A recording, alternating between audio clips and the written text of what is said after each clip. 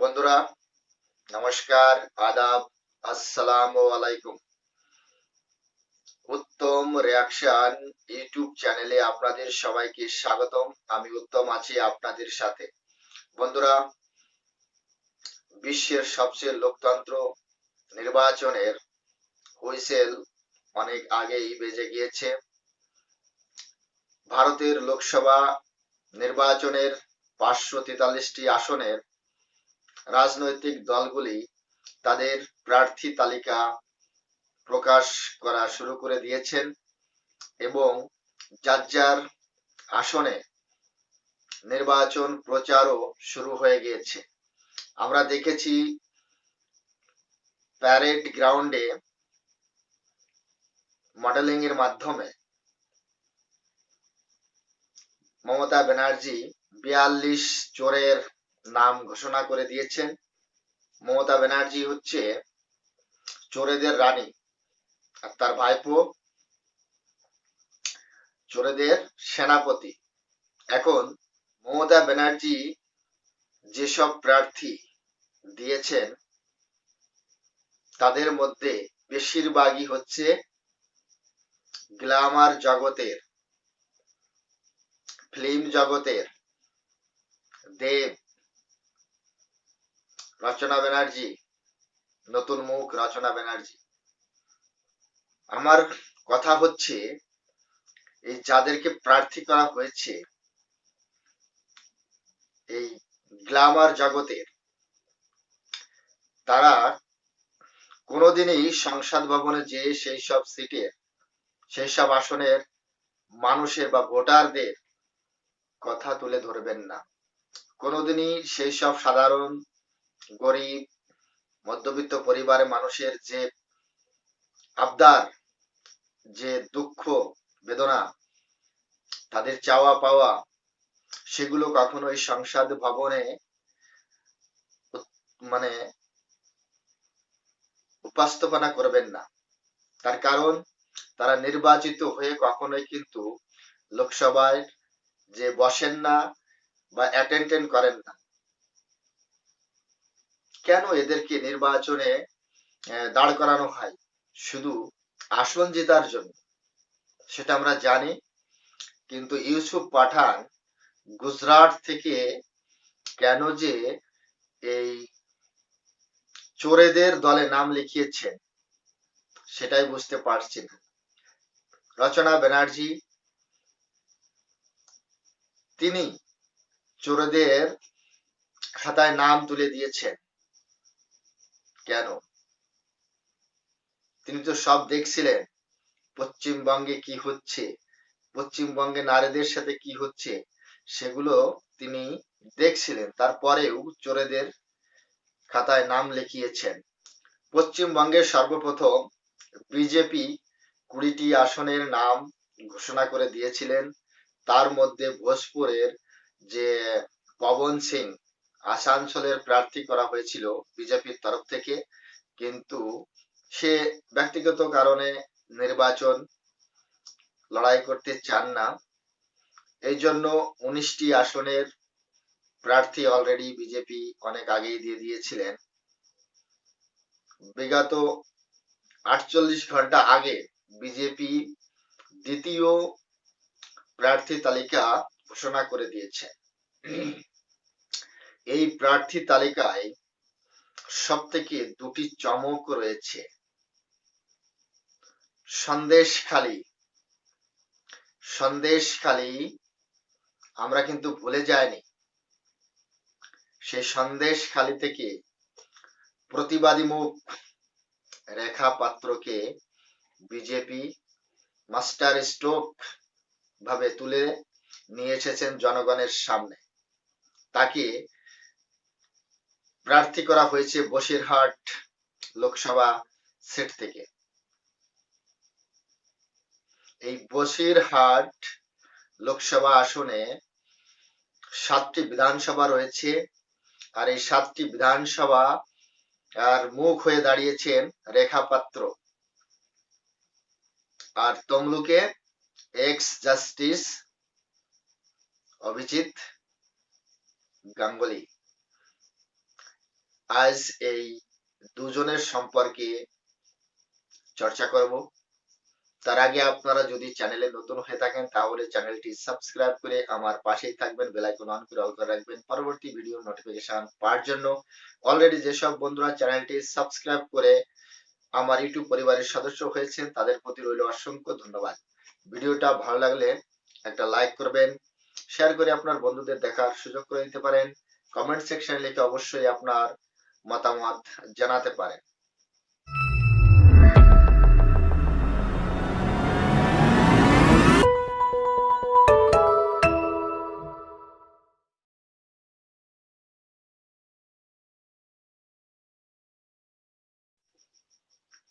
তাহলে চলুন আলোচনা শুরু করা যাক।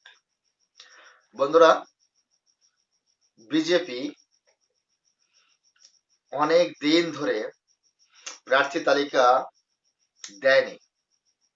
এতে পশ্চিমবঙ্গের মিডিয়ায় এবং পশ্চিমবঙ্গের যে চোর পার্টি, তুলামূল পার্টি, তারা এটাই বলার চেষ্টা করছিলেন যে পশ্চিমবঙ্গে বিজেপি প্রার্থী খুঁজে পাচ্ছে না।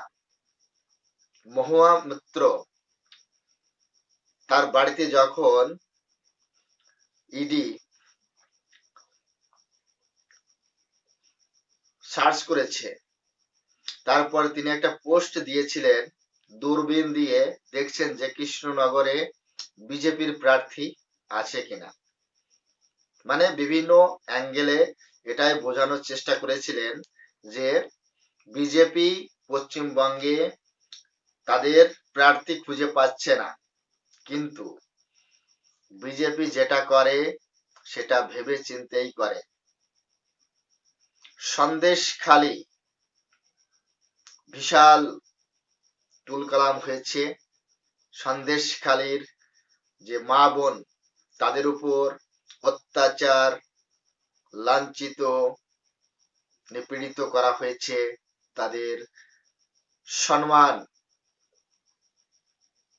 নষ্ট করা হয়েছে। আর করেছে কারা? এই মমতা ব্যানার্জির শেখ শাহজাহান। মমতা ব্যানার্জির শেখ শাহজাহান। আমার এখানে একটাই প্রশ্ন পশ্চিমবঙ্গের মা বোনের কাছে, পশ্চিমবঙ্গের জনতার কাছে, আর কত টিএমসির এই অত্যাচার সহ্য করতে হবে? আর কত পশ্চিমবঙ্গে টিএমসি অত্যাচার করবে? আর কত মা বোনের সম্মান নষ্ট করবে টিএমসি?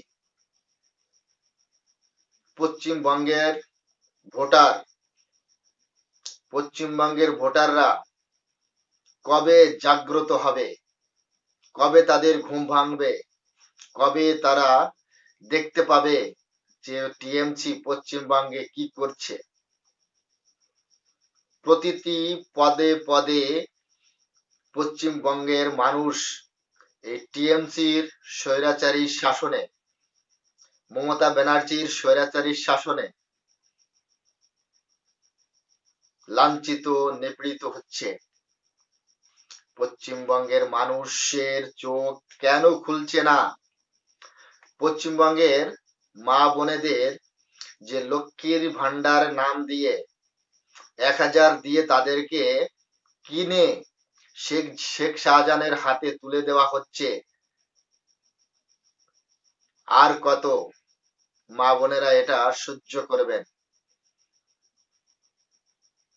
অত্যাচার করতে করতে সীমানা পার করে ফেলেছে টিএমসি। সীমানা পার করে ফেলেছে টিএমসি। পশ্চিমবঙ্গের মানুষ তো প্রতিবাদ করতেই ভুলে গিয়েছে। তার কারণ পশ্চিমবঙ্গের যে পুলিশ, আর পুলিশ মন্ত্রী কে হচ্ছে? চোরেদের রানী মমতা ব্যানার্জি। এই চোরেদের রানী মমতা ব্যানার্জি পুলিশকে তার দলদাসে পরিণত করে দিয়েছে। পুলিশ কোনো স্টেপ নেয় না, পুলিশ নিউট্রাল নেই এখন। পুলিশ হয়েছে টিএমসির দলদাসে পরিণত। কেন?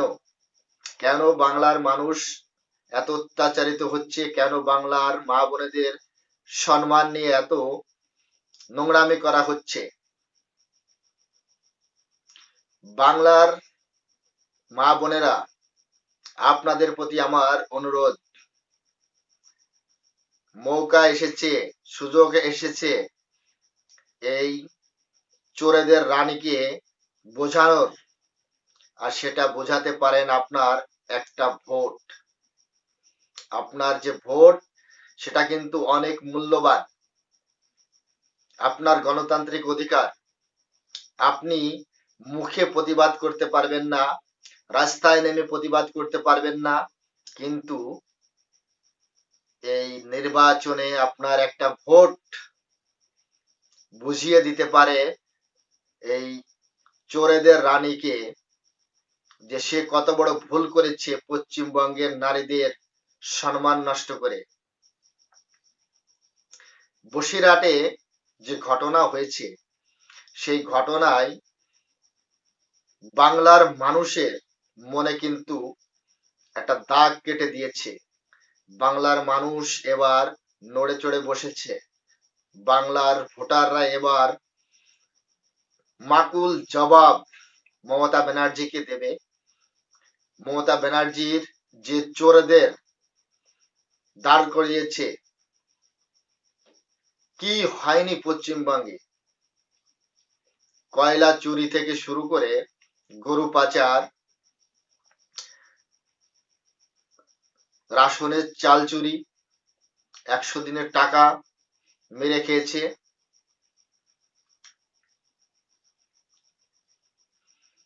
আমরা দেখেছি পশ্চিমবঙ্গের শিক্ষিত সমাজ বা যারা চাকরির প্রার্থী, তারা আজ 4 বছর ধরে কলকাতার রাস্তায় বসে আছে। এখানে শুধু বিজেপির বা সিপিএম এর বাচ্চারাই কিন্তু বসে নেই, বা তাদের ছেলেমেয়েরাই কিন্তু এখানে বসে নেই, তাদের ভাই বোনেরাই কিন্তু এখানে বসে নেই। পশ্চিমবঙ্গে চাকরি পর্যন্ত চুরি হচ্ছে। ইনফ্যাক্ট আপনারা জানলে অবাক হয়ে যাবেন, পুকুর পর্যন্ত চুরি হচ্ছে। পুকুর চুরি, কিছুদিন আগে এরকম একটা নিউজও হয়েছিল। পশ্চিমবঙ্গের মা বোনেদের প্রতি যে অত্যাচার হয়েছে, এতদিন পশ্চিমবঙ্গের মা বোনেরা মুখ বুজে সহ্য করে নিয়েছে, কিন্তু এবার মুখ খুলেছে পশ্চিমবঙ্গের নারী রেখা পাত্র। রেখা পাত্র টিএমসি কে দেখিয়ে দিয়েছে অত্যাচার করতে করতে তোমরা কোথায় পৌঁছে গিয়েছো। সন্দেশখালীর শেখ শাহজাহান, সে নাকি বাঘ। বীরভূমের অনুব্রত মণ্ডল, সে নাকি বাঘ। ডায়মন্ড হারবারে অভিষেক বন্দ্যোপাধ্যায়, চোরেদের সেনাপতি, সে নাকি বাঘ। মানে টিএমসি তে যারা আছে তারা নাকি এক একটা বাঘ। তো সুন্দরবনে যে রয়্যাল বেঙ্গল টাইগার রয়েছে, যে বাঘ রয়েছে, তারা যদি কথা বলতে পারতো, তারা কলকাতা হাইকোর্টে এসে এফিডেভিট করে তাদের বাঘ নামটাই পরিবর্তন করে নিত। বলতো কি, পশ্চিমবঙ্গে এত বাঘ থাকতে আমাদের কি দরকার।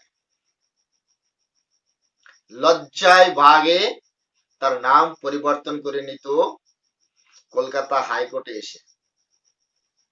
বাংলার ভোটার যারা আর যুব সমাজ যারা যারা নতুন ভোটার, তাদেরকে রিকোয়েস্ট করব, আপনার যে বহু মূল্যবান যে ভোট, এই ভোটটা আপনি কাকে দিচ্ছেন, সমাজতন্ত্র ঠিক থাকবে কিনা, সমাজে কাজ হবে কিনা, আপনার ভবিষ্যৎ কার হাতে তুলে দিচ্ছেন, আপনার এলাকার ভবিষ্যৎ আপনি কার হাতে তুলে দিচ্ছেন। একবার অন্তত ভেবে নেবেন। একবার একটু ভেবে তারপরে আপনি আপনার ভোটটা দিবেন। একদম কাউকে ভয় পাবেন না, অন্তত পক্ষে এই চোরেদেরকে তো ভয় পাবেন না। আপনারা ভোট দিয়েছেন বিধায় এরা চুরি করতে পেরেছে, আপনারা ভোট দিয়েছেন বিধায় এরা গরু পাচার করতে পেরেছে। অনুব্রত কোথায়? জেলে রয়েছে। সেই অনুব্রতর ফটোতে আবির লাগিয়ে মানে আশীর্বাদ দিচ্ছে যে চোর, আমাকে আশীর্বাদ করো যে আমরাও যাতে তোমার মতো চুরি করতে পারি। বীরভূমের চোর, বীরভূমের টাইগার অনুব্রত এখন রয়েছে তেহাড় জেলে, দিল্লিতে। দিল্লিতে রয়েছে। তাই বলছি আপনারা যে সিদ্ধান্ত নেবেন সেটা ভেবেচিন্তে নেবেন। ভোট দেওয়ার আগে ভালো করে ভাববেন কাকে ভোট দিচ্ছেন, কোন প্রার্থীকে ভোট দিচ্ছেন, এটা ভেবেচিন্তেই করবেন। পশ্চিমবঙ্গ সন্ত্রাসে পরিণত হয়েছে। পশ্চিমবঙ্গে শেখ শাহজাহানের মতো গুন্ডা পেয়দা হয়েছে, নারী ধর্ষণকারী পেয়দা হয়েছে। তৈরি করেছে কারা? এই টিএমসি, তুলামূল। প্রত্যেক জায়গায় কাটমানি খেয়েছে, এমনকি চাকরি বিক্রি করেছে। কলকাতার রাস্তায় যেসব চাকরির প্রার্থী বসে রয়েছে, প্রায় 4 বছর ধরে বসে রয়েছে, তাদের একটাই দাবি, তাদের চাকরি কেন হচ্ছে না। সেই প্রার্থীর মধ্যে কিন্তু একটাও কিন্তু এই তুলামূলের ছেলেমেয়েরা নেই। তারা কিন্তু চাকরি অনেক আগেই পেয়ে গিয়েছে। আর এক্স জাস্টিস গাঙ্গুলি এই চাকরির যে দুর্নীতি হয়েছে সেই দুর্নীতি তিনি শুনেছেন। অনেকে চাকরি কেড়ে নেওয়া হয়েছে যারা অবৈধভাবে চাকরি নিয়েছিলেন বা কিনেছিলেন এই চোরেদের কাছ থেকে, এই তুলামূলের কাছ থেকে। মমতা ব্যানার্জি তিনি সবকিছু জানার পরেও তার হাতে কোনো ক্ষমতা নেই, সে প্রতিবাদ করতে ভুলে গেছে। মমতা ব্যানার্জি প্রতিবাদ করতে ভুলে গেছে। যে লড়াকু মমতা ব্যানার্জিকে আমরা দেখেছি, যে লড়াই করে সে ক্ষমতায় এসেছিলেন, পশ্চিমবঙ্গকে সোনার বাংলা করার ওয়াদা করেছিলেন, সেই মমতা ব্যানার্জি এখন চোরেদের রানী হয়ে গেছে। তাই বলছি হাওয়াই চপ্পল থেকে বাংলাকে মুক্ত করার সুবর্ণ সুযোগ এসেছে। এখান থেকেই আপনাদের শুরু করতে হবে, এই নির্বাচন থেকেই আপনাদের শুরু করতে হবে। তাহলে কিন্তু আপনারা বাঁচবেন, নয়তো পশ্চিমবঙ্গে হিন্দুদের বসবাস করার মতো অবস্থা আর থাকবে না, আর থাকবে না। এই টিএমসি একদিন সবকিছু ধ্বংস করে দেবে। বাংলার মা বোনেদের কিভাবে প্রতিবাদ করতে হয় সেটা রেখা পাত্র দেখিয়ে দিয়েছে। আমি বসিরহাটের ভোটারদের প্রতি অনুরোধ করব, বসিরহাটের মা বোনেদের প্রতি বিশেষ করে আমার অনুরোধ, আপনারা ভয় পাবেন না। আপনাদের পাশে রেখা পাত্রর মতো প্রতিবাদী নারী আছে। যদি রেখা পাত্র একা প্রতিবাদ করতে পারে, তাহলে আপনারা সংগঠিত হয়ে কেন রেখার হাত শক্ত করতে পারবেন না? আশা করি এই নির্বাচনে ভোট দেওয়ার আগে একবার ভাববেন, আজ যদি রেখা পাত্র হেরে যায় তাহলে এই হারটা শুধু রেখা পাত্র নয়, এ হার পশ্চিমবঙ্গের সকল নারীদের, পশ্চিমবঙ্গের সকল মা বোনেদের। তাই বলছি আপনারা যেটা ভাববেন সেটা কিন্তু গভীর চিন্তা ভাবনা করে ভাববেন। রেখা পাত্রকে যদি আপনারা সাহস দেন, তার হাত যদি শক্ত করেন, আগামী দিনে এইরকম রেখা পাত্র আরো রাস্তায় নেমে আসবে, প্রতিবাদী হয়ে উঠবে, এই চোরেদেরকে বাংলা থেকে নির্মূল করে ছাড়বে, তাদেরকে বাংলা থেকে বিতাড়িত করবে। আপনারা ভাবছেন যে মমতা ব্যানার্জি এখনো বাইরে কেন ঘুরছে? এই সময় যদি মমতা ব্যানার্জিকে তুলে জেলে ভরে দেয় না, তাহলে কিন্তু বিজেপির উপর দোষ আসবে। এই জন্য বিজেপি এখন অ্যাকশন নিচ্ছে না মমতা ব্যানার্জির উপর।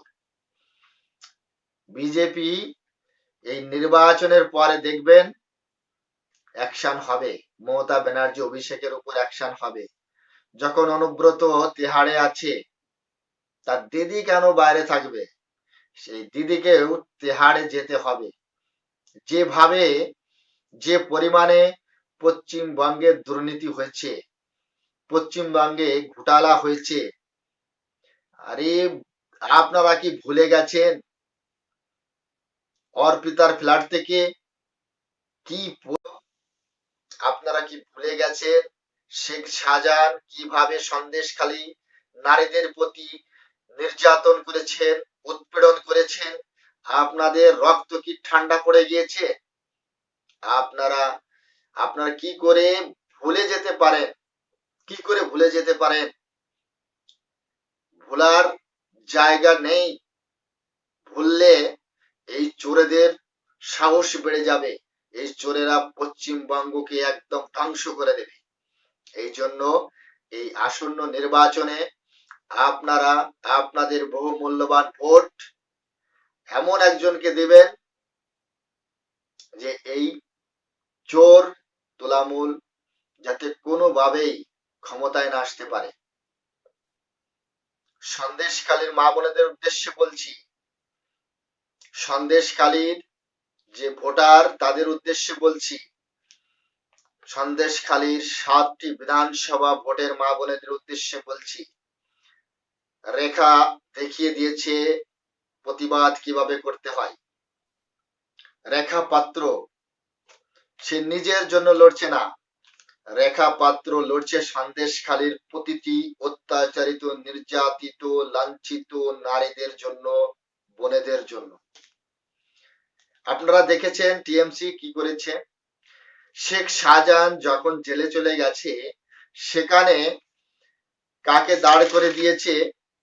হাজী নুরুল ইসলাম, এক চোর, এক অত্যাচারী। সন্দেশখালী থেকে যাওয়ার পর সেখানে নতুন করে আর একটা অত্যাচারী আর চোরকে সেখানে দাঁড় করিয়ে দিয়েছে।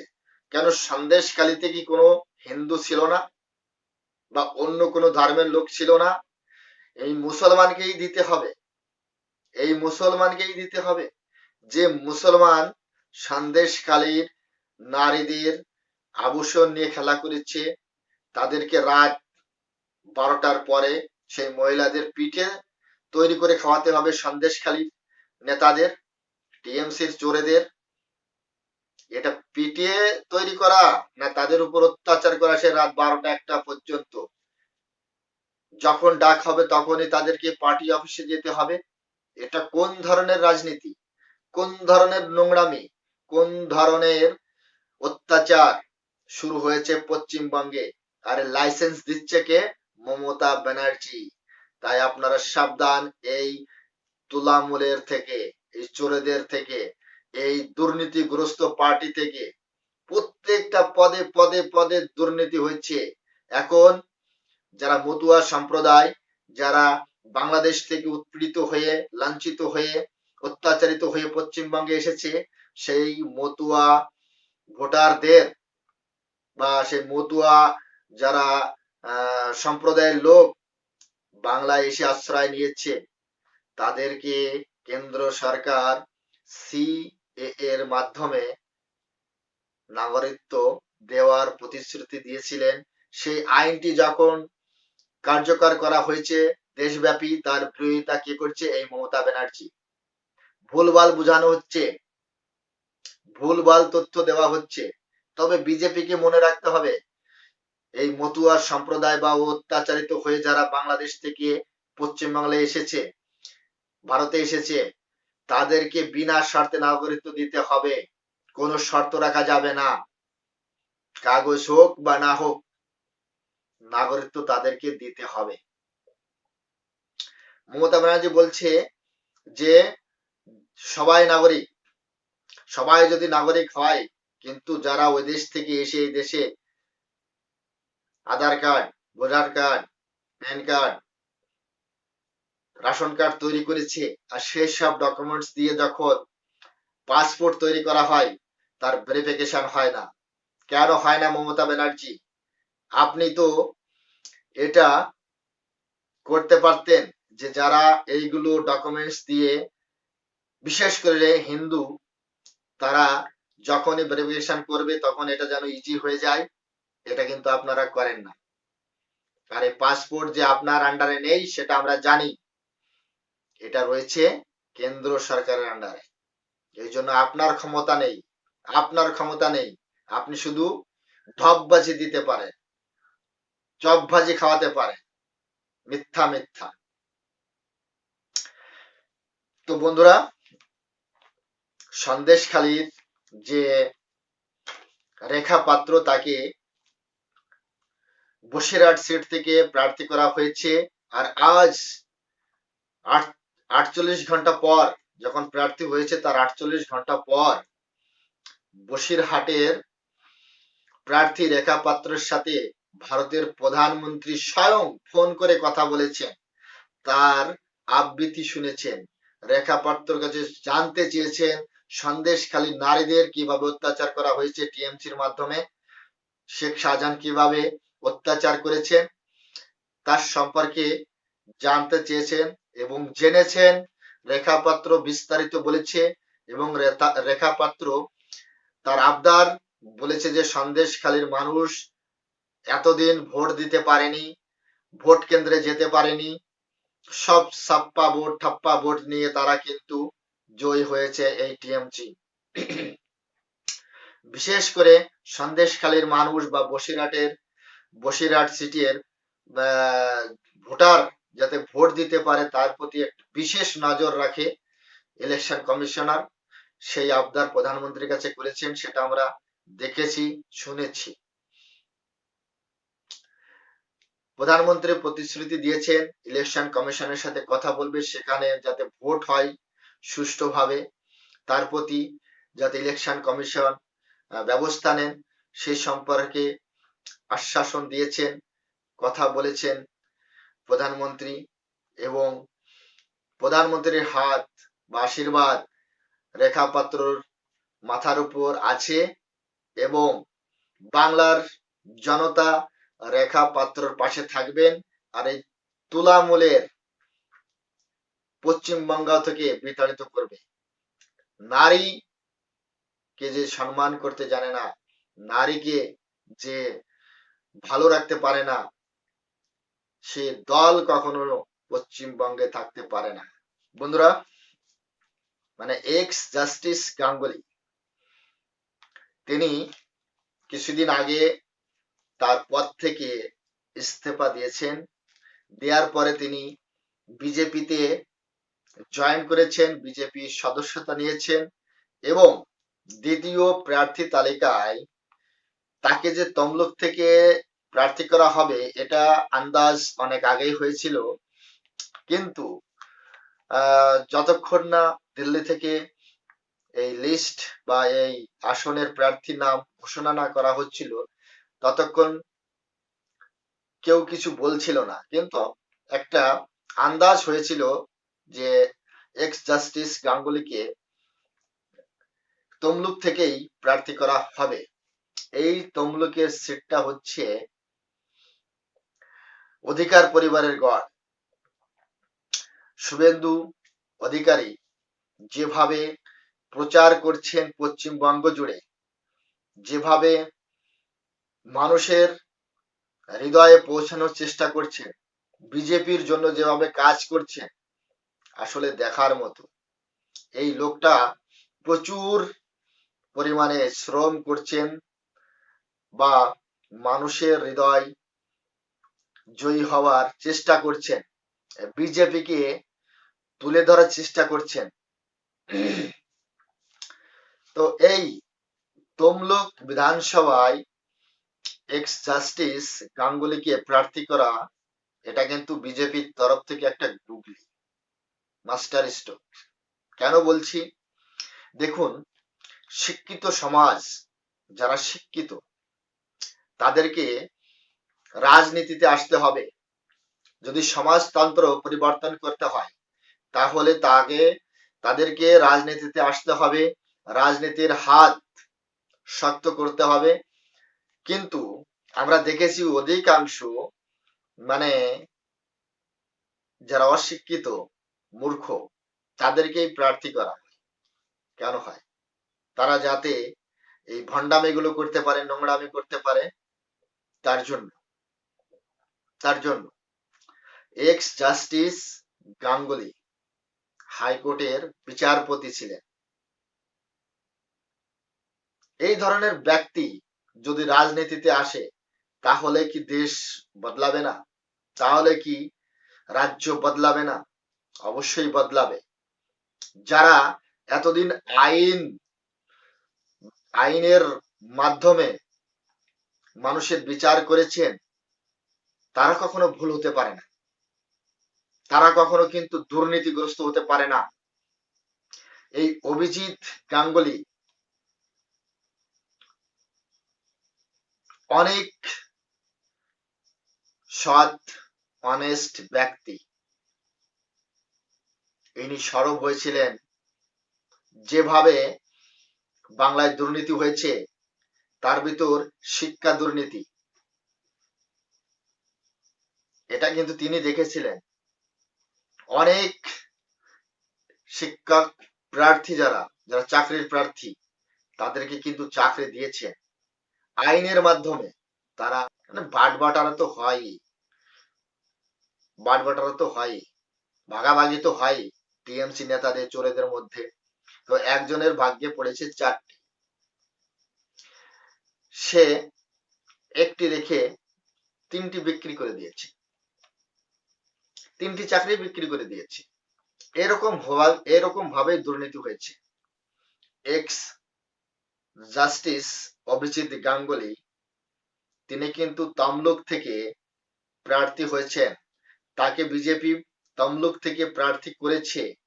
এই তমলুক থেকে প্রার্থী করা নিয়ে অনেক আগেই আমরা জল্পনা, কল্পনা বা ভবিষ্যৎবাণী শুনেছি যে তমলুক থেকেই কিন্তু এক্স জাস্টিস গাঙ্গুলিকে প্রার্থী করা হবে, অনুমান হয়েছিল, বা সেটাই কিন্তু সত্য হলো। এই 48 ঘন্টা আগে যে লিস্ট জারি করেছে বিজেপি, তার মধ্যে তমলুক থেকে এক্স জাস্টিস গাঙ্গুলিকেই প্রার্থী করেছে। এই প্রার্থী তালিকায় কিন্তু এটা কিন্তু একটা মাস্টার স্ট্রোক, একটা চমক। কিন্তু সমাজতন্ত্র ঠিক করার জন্য এরকম শিক্ষিত ব্যক্তিদের রাজনীতিতে আসা দরকার। রাজনীতি মানেই যে খারাপ আমরা মনে করি, রাজনীতি মানেই যে একটা নর্দমা আমরা মনে করি, তা কিন্তু নয়। রাজনীতির মাধ্যমেই সমাজতন্ত্র গঠন করা হয়, সমাজের পরিবর্তন আনা হয়, দেশের আইন তৈরি হয়। কিন্তু এই তুলামূলের মতো পার্টি যারা করে, কংগ্রেস, সিপিএম যারা করে, এরাই কিন্তু রাজনীতিকে নর্দমা তৈরি করে দিয়েছে। এইসব পার্টি রাজনীতিকে কিচড় বা গন্ধা করে দিয়েছে, নোংরা করে দিয়েছে, যেটা সহজ ভাষায় বলা যায়। এই রাজনীতির প্ল্যাটফর্মটা পরিষ্কার করার জন্য এক্স জাস্টিস গাঙ্গুলির মতো শিক্ষিত ব্যক্তিদের সেই রাজনীতিতে আসা দরকার। যেসব শিক্ষিত বুদ্ধিজীবী মানুষ, যারা বিকাল বেলায় চায়ের দোকানে এসে 1 কাপ চা খেয়ে চুপচাপ ঘরে যেয়ে হয়তো বই পড়ছেন, হয়তো টিভি দেখছেন, হয়তো কিছু লিখছেন, তারপরে শুয়ে পড়ছেন, সময় কাটাচ্ছেন, অথচ কিন্তু রাজনীতি করতে আসছেন। আমি অনুরোধ করব তাদেরকে রাজনীতিতে আসা দরকার না। এই অশিক্ষিত মূর্খরা রাজনীতি করতে করতে তারা যেসব করছে, বাংলায় যেসব নোংরামি হচ্ছে, যেভাবে নারীদের উপর অত্যাচারিত হচ্ছে, যেভাবে দুর্নীতি দুর্নীতি হচ্ছে বাংলায়, এরকম হতে থাকবে, এরকম হতে থাকবে। তাই এটা প্রতিরোধ করার জন্য শিক্ষিত ব্যক্তিদের রাজনীতিতে আসা দরকার, খুব দরকার।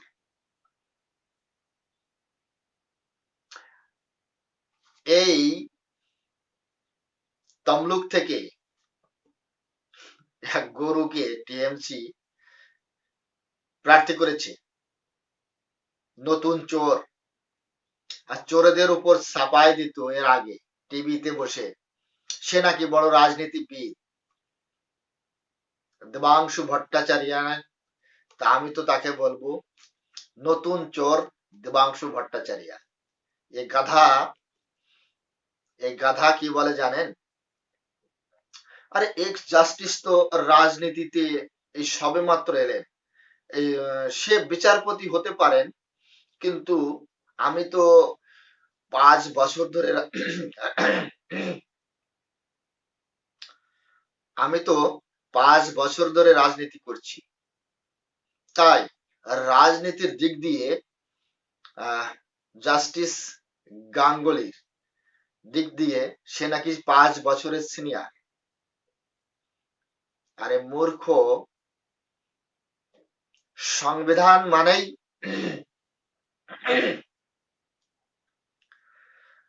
আরে মূর্খ, সংবিধান মানেই এক্স জাস্টিস গাঙ্গুলি। সংবিধান মানে রাজনীতি। সংবিধানে কতগুলো ধারা আছে তোর জানা আছে রে গাধা? সংবিধানে কতগুলো সেকশন আছে তোর সে সম্পর্কে জ্ঞান আছে গাধা? তুই হাওয়াই চপ্পল চেটে চেটে চেটে চেটে এই পর্যন্ত এসেছিস, তোর জ্ঞান কি? তুই জানিস এক্স জাস্টিস গাঙ্গুলি মানে কি, এর শব্দের অর্থ কি তোর জানা আছে? তুই নিজেকে এত বড় জ্ঞানেন্দার মনে করিস, রাজনীতি সম্পর্কে তোর কি জ্ঞান আছে? হুম? তুই এতদিন বলছিলি না যে খেলা হবে, খেলা হবে, খেলা হবে তোর সাথে, তোর সাথে খেলা হবে। ওই তমলুকের এক সাইডে আছে গঙ্গা, অপর সাইডে আছে নর্দমা। তা তোকে চুবানো হবে নর্দমায়, তমলুক থেকে,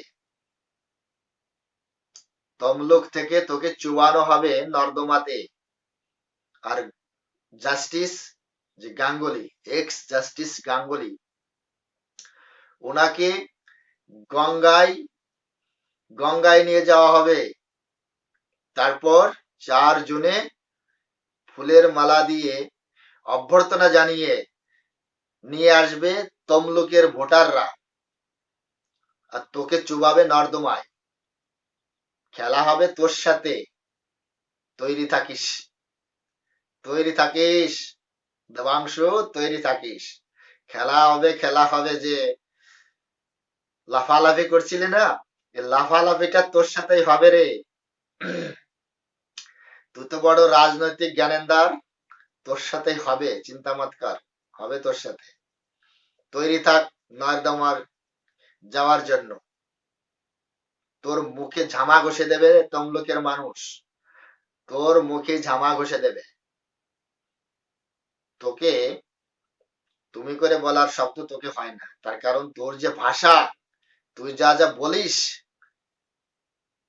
এর ফল একদিন তুই পাবি, এর ফল একদিন তুই পাবি।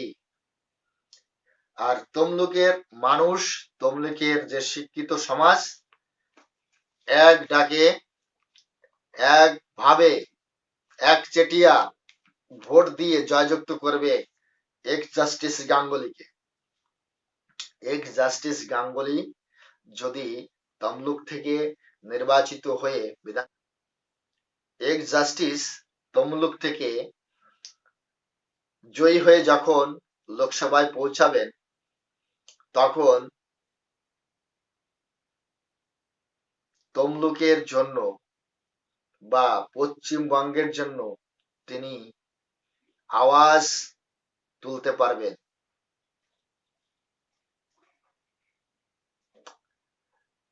বাংলায় যেভাবে দুর্নীতি হয়েছে তার সম্পর্কে আওয়াজ তুলতে পারবেন। তাই শেষে আমি এতটাই বলবো যে বাংলার ভোটাররা অনেকই তো আপনারা এই তুলামূলকে দেখলেন, এবার তুলামূল বিতাড়িত করার জন্য শুরুটা লোকসভা ভোট থেকেই হবে। 2026 সালে তুলামূল মুক্ত বাংলা হবে, চোর মুক্ত বাংলা হবে, দুর্নীতি মুক্ত বাংলা হবে। এই জন্যই বলছি যে আপনারা ভেবে চিন্তে আপনাদের যে মূল্যবান ভোট সেটা সঠিক প্রার্থীকে দেবেন চোর মুক্ত বাংলা গড়ার জন্য, চোর মুক্ত বাংলা গড়ার জন্য আর দুর্নীতি মুক্ত বাংলা গড়ার জন্য। যেসব শিক্ষার্থীরা, চাকরি প্রার্থীরা